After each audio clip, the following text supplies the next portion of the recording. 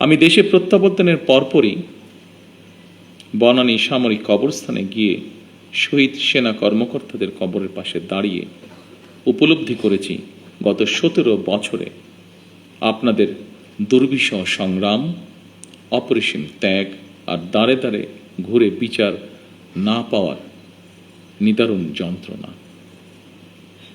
সম্মানিত উপস্থিতিবৃন্দ, আমি বিশ্বাস করি পিলখানার ঘটনাকে রাষ্ট্রীয় মর্যাদায় স্মরণ করা আমাদের জাতীয় দায়িত্ব।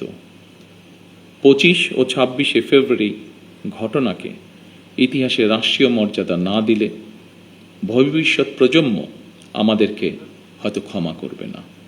তাই সেনাবাহিনীও আপনাদের সঙ্গে আলোচনা করে 25 এবং 26শে ফেব্রুয়ারি স্মৃতিকে অম্লান করে রাখতে বর্তমান সরকার ইনশাল্লাহ কাজ করবে। আমাদের সীমান্তরক্ষী বাহিনী শিকড় আমাদের স্বাধীনতার ইতিহাসে প্রথিত।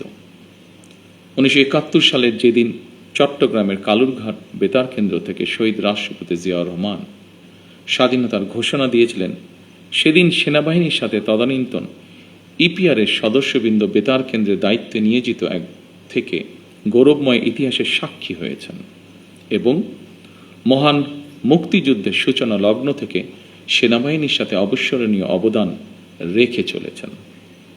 পরবর্তীকালে শহীদ রাষ্ট্রপতি জিয়াউর রহমান সীমান্তরক্ষী বাহিনীকে সুসংহত করতে বিশেষ গুরুত্ব আরোপ করে অবকাঠামোগত উন্নয়ন এবং প্রয়োজনীয় সংস্কার কাজ করেন। সেনাবাহিনী থেকে যোগ্য ও মেধাবী অফিসারদের পেশনে প্রেরণের সংখ্যা বৃদ্ধি করা হয়। 1978 সালে এই বাহিনীর ইতিহাসে সবচেয়ে বড় ঘটনা হল সামরিক কায়দায় নতুন করে পুনর্গঠিত করা। পূর্বের উইংসমূহকে পরিবর্তন করে ব্যাটালিয়নে রূপান্তর করা হয়। 2টি নতুন ব্যাটালিয়ন সংযোজন করে বাহিনীর সংগঠনকেও পরিবর্ধিত করা হয়। দীর্ঘ সংগ্রামের পর আজ জনগণের রায় নির্বাচিত সরকার দেশ পরিচালনা করছে। দেশের প্রশ্নে আমরা সীমান্ত বাহিনীকে আরও আধুনিক ও সুসংহত করব ইনশাআল্লাহ। আমাদের সদস্যরা দেশপ্রেম ও পেশাগত উৎসর্গতায় সীমান্তে দায়িত্ব পালন করবে ইনশাআল্লাহ। বাংলাদেশের স্বাধীনতা যুদ্ধে এবং স্বাধীনতা পরবর্তী দেশ গঠনে সেনাবাহিনীর রয়েছে উজ্জ্বল ইতিহাস। সেনাবাহিনী আমাদের সার্বভৌমত্বের প্রতীক। আমি মনে করি পিলখানার এই মর্মান্তিক ঘটনা ছিল আমাদের সার্বভৌমত্বকে নস্যাৎ করার একটি অপপ্রয়াস।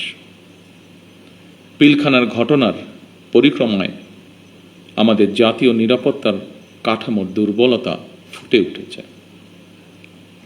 তাই বহির্বিশ্বের সাথে তাল মিলিয়ে আমাদের জাতীয়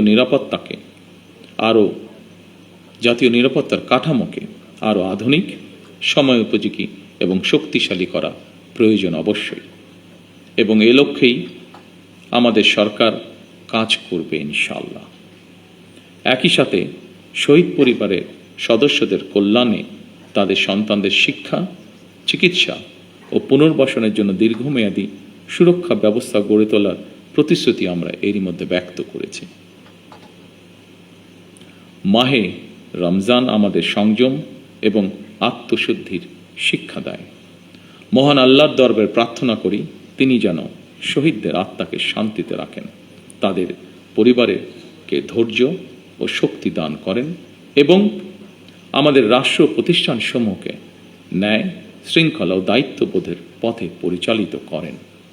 পরিশেষে আজকের এই অনুষ্ঠানটি আয়োজন করার জন্য যারা অক্লান্ত পরিশ্রম করেছেন, এই অনুষ্ঠানটিকে সুন্দরভাবে উপস্থাপন করেছেন, তাদের সকলকে আমি আমার পক্ষ থেকে আন্তরিকভাবে ধন্যবাদ জানাই।